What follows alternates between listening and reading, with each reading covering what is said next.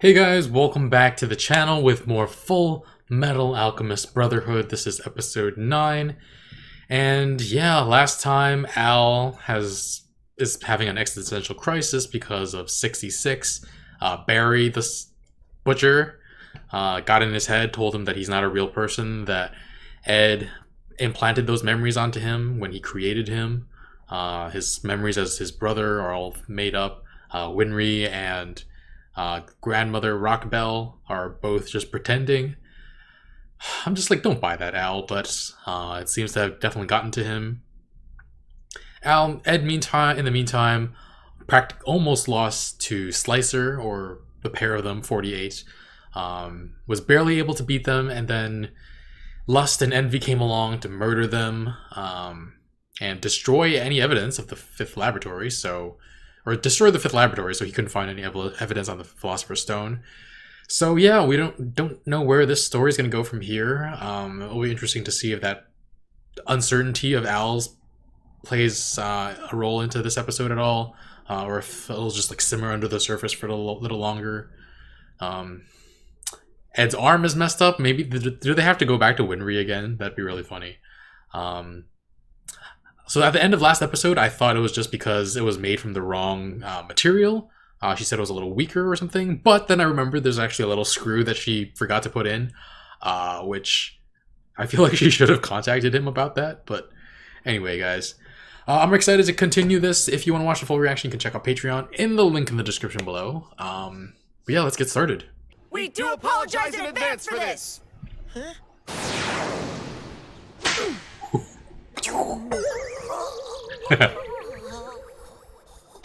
You acted like a selfish child.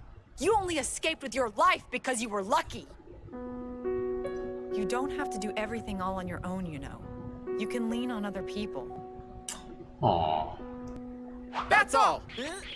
Please forgive our abusive words and conduct, sir! I should be apologizing. My punishment for slapping you? Nothing, I had it coming. What's got you two so scared of me? State-certified alchemists carry a military rank equivalent to that of a major. Don't worry about it. I You're didn't get my demoted. certification so people would kiss up to me. I guess we were scared of the brat for nothing. They adjust quickly. The brat. They just Where's quickly. Al? I haven't seen him. Alphonse got his own lecture earlier, but I was the one who did the slapping. It hurts to laugh. I Oh, almost forgot. I have an even less pleasant lecture in store for me today. Winry?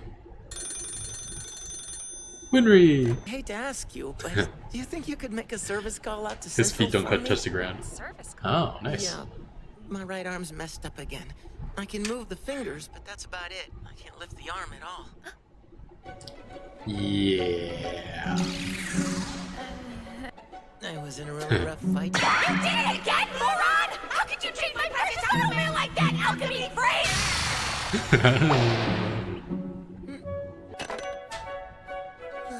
Aw, was that your girlfriend? My girlfriend, no way!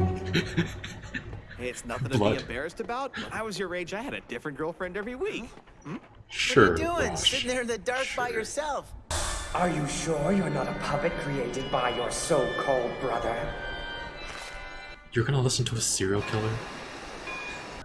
I won't charge you for this. I didn't do a good enough job on your automail last time. And now you're badly injured. It's not your fault. You can't blame yourself for this. I broke it because I was being reckless. Your repairs were flawless as ever. This was all my fault. He has no idea. He never noticed that I forgot to put in that screw. So it turned out all right? Well then, let's go ahead and get right down to business, shall we? I'll have to charge you the usual rush order fee, of course. You didn't drink your milk. Why should I? I hate it. You're going to be small and stunted forever if you keep using that stupid excuse! Shut up! I don't have to drink it if I don't wanna! Sound like a spoiled little brat, Edward Alric!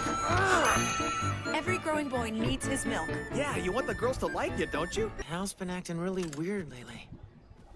Weird how? There's that screw.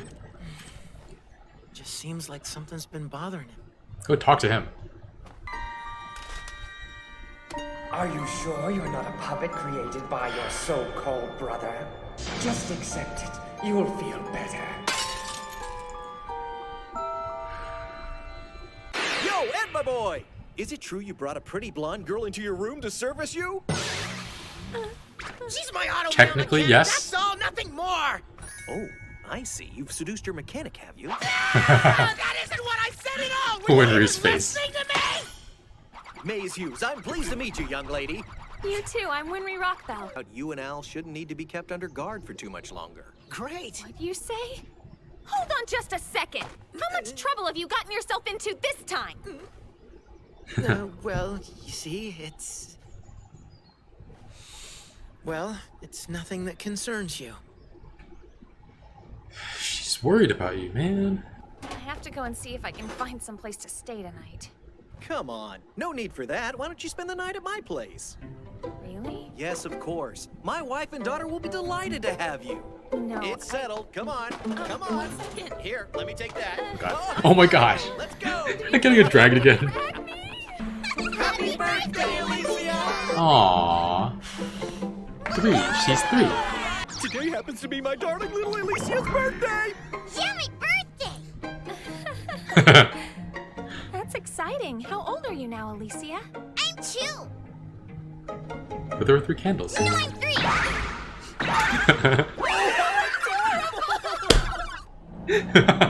Oh man. I keep their mouths shut, though. They don't ever tell me what's going on. It's just like when they left Risenwolf for the first time. Maybe nothing needed to be said. You know these boys, Winry. It's possible they thought you'd understand without them saying anything. That's horrible. Men prefer to let their actions speak instead of words. When they're in pain, they don't want to burden anyone with it. There may come a time when they'll ask for your help. And when they do, I know that you'll be there for them. Isn't that enough? No. Hey, you get away from her! Alicia wants to play with me, not you! Huh? Oh my god. She's quite the heartbreaker already, isn't she? She picked me! Come on, Alicia! Go away! Listen up, boys. Dude! You try anything with my daughter, and you will answer to me. Your actions speak too loudly! Sissy! Be safe, okay? And come back and visit me real soon! It's settled. You're staying with us again tonight. It looks like I found myself a little sister. Aww. What now? So we meet again, you little bastard. I'm not gonna drink you. It may not look like it, but I have grown some. Oh But everyone crap. still calls me a pipsqueak. Al's gonna explode right when they I wish I enter. was like you, Al. What? You've got such a big body now. It's not like I asked for this body, brother! Sorry. You're right. Look, I promise I'm gonna get you back. Believe me, Hal, I'll do it. Believe you? How am I supposed to believe anything when I'm stuck in this body? What should I believe in? My memories? Maybe you wanted to say that my soul and my memories are really artificial constructions you created. You, Winry and Granny, you've been lying to me all along, haven't you? What do you have to say for yourself, brother?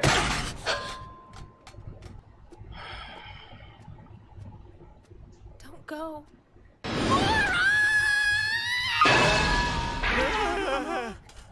Where did that come from?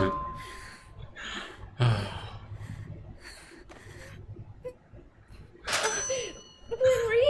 You idiot! You have no idea how Ed feels!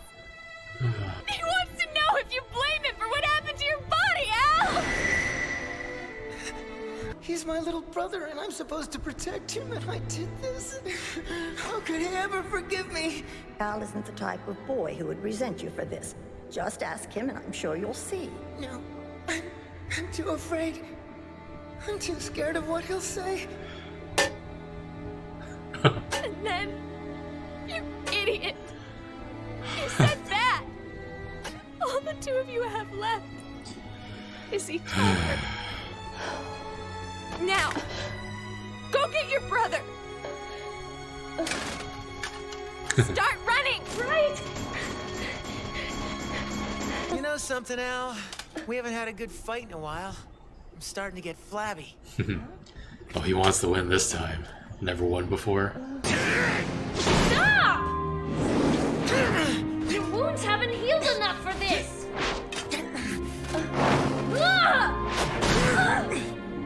Ooh. I beat you! The first time I ever won. We fought over some really stupid things, haven't we? In that fight we had during our training? Teacher said we were being too loud, then she beat us up herself. Why don't we call that one a draw? We even fought over which one of us would marry Winry someday. What? I don't remember that one. I won the fight, but she shot me down. Oh. Aww. Ouch. We're in this together all the way.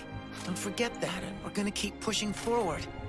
We'll make ourselves stronger, faster, and better until we get our bodies back. And the milk? Milk? Fine, I'll drink a little. A little. Whatever it takes, brother. Maybe you don't have to hear something out loud, but it sure is helpful sometimes.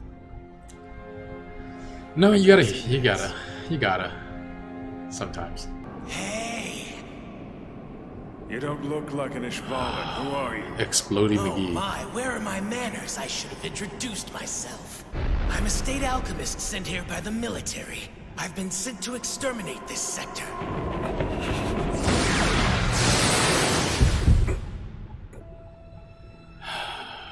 We found you floating in the sewers. You were hurt bad. Whoa. Boy, my right arm. Did I lose it or is it still with me? Yeah, it's still there, mister. It should be fine. He thought he might have lost it. Your tattoo. It's really amazing. It's important to me. A precious gift from my family. For his family. Alright guys, this episode was mostly Al dealing with his uncertainty of whether he's a real person, which was really hard to watch.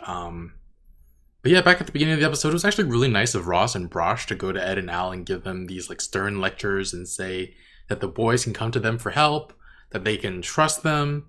It's very sweet actually, and they were so relieved when they weren't being punished though. Those two characters are like very cute side characters. Their interactions are really fun. But yeah, they said that not all adults are the enemy, and I've never actually thought about it that way in terms of Ed and Al. I kind of thought they just had a problem with authority rather than just like adults, but I guess there was a lot of overlap, but that was interesting. I don't know if that'll rear its head again at some point. And Hughes is just so a little too overeager to drag people around, but he does love sharing the joy his family brings him with everybody. And yeah, he drags Winry the same way he drags Sheska. Didn't actually see that coming. Like, Winry carries herself with a lot more confidence than Sheska does, but Hughes just... it doesn't matter. Hughes just drags her away. Speaking of Sheska, Hughes is working her so hard. Poor girl. But yeah, like I was saying with Brosh and Ross, I feel like what the series does so well is build up its secondary characters. Like, I care about all of them, and I hope that they show up again at some point. But yeah, Winry's taken to his daughter's birthday party. His daughter is adorable. I'm 2. No, wait, 3. That little dance was ridiculous. But yeah, Hughes then pulls his gun on these like baby boys. I mean, it's terrible, but it's so ridiculous that I couldn't help but laugh. The overprotective father trope taken to like a completely new level. It was really funny though, early in the episode when Winry was fixing Al's arm. She showed up to fix his arm, and she just lets it like go by. He doesn't tell him the truth that she forgot a screw just so that she could collect more money. She doesn't feel guilty about that. I mean, she felt guilty that she left out the screw, but once she realized she could get away with it, she was just like, all right, back to business.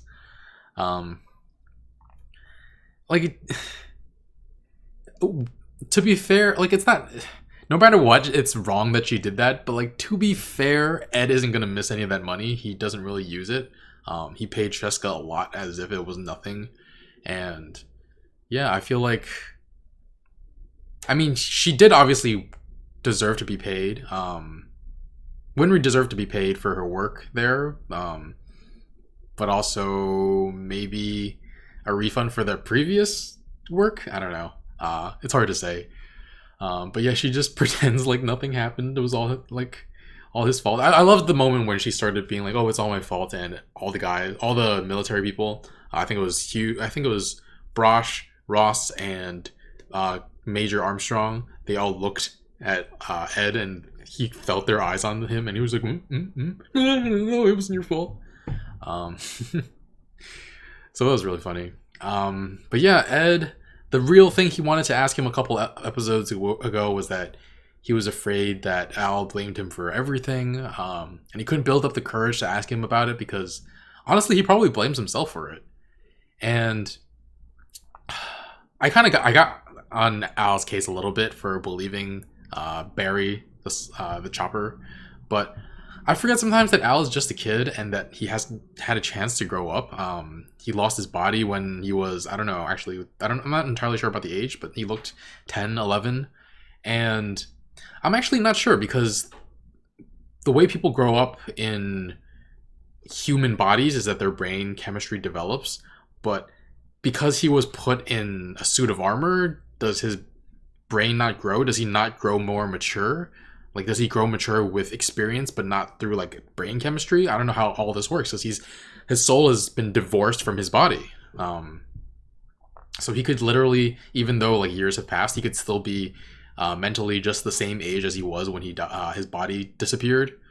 And even as a kid, you're still struggling with your identity, like, figuring out who you are. Add another, like, ridiculous layer on top of that, and I can't imagine how difficult that is to deal with it. So I feel a little bad for being a little too hard on him. At the same time, I don't regret being like, oh my god, why? I was just like, yeah, it was really sad to see that happen. But yeah, Ed won his fight against Al for the first time, and we hear that they fought over who would get to marry Winry in the past.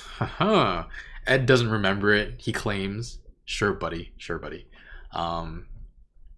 But Winry turned Al down, which I don't know if it's because she carries a torch for Ed in any way. She did say that they're kind of like brothers and sisters, which, I mean, Luke and Leia, whatever. Never mind. But yeah, I'm so glad that the moral of the story of this episode was not like, boys just keep everything to themselves and you should just stick with them until they ask for help, because that is some bull. And I feel like that's what happens too many times in like real human, like, non-fiction relationships where just men don't want to communicate and they most of the time it winds up coming out as like abusive anger explosions, and there has to be a better way to phrase that, but the sirens have got me a little out of whack. What was I trying to say? Right. Yeah, I mean, communication is so key, and the fact that Hughes said that like suggested to Winry that isn't it enough that you're there for them and they'll come to you when they really need it, but otherwise they keep everything else to themselves. I feel bad. I mean, he loves his wife and daughter so much, but I feel like because he said that, he definitely keeps a lot of stuff from them. And I get some of it is to protect them, but there are some things that probably need to be communicated that he doesn't. And I'm very curious about what they are. Yeah, he probably has a lot buried under there that he doesn't let out. Possibly his time in the war. I'm really curious about what's under the surface with this character, because he's always so like happy and like lovey-dovey and like joking, and it's hiding something. We had some looks at him this episode where he's like very pensive and mysterious, and I'm very curious about what that's all about. Yeah. Anyway, guys, this was a very fun episode. I'm gonna give it an 8.0 out of 10, but really enjoyed it. I feel like, yeah,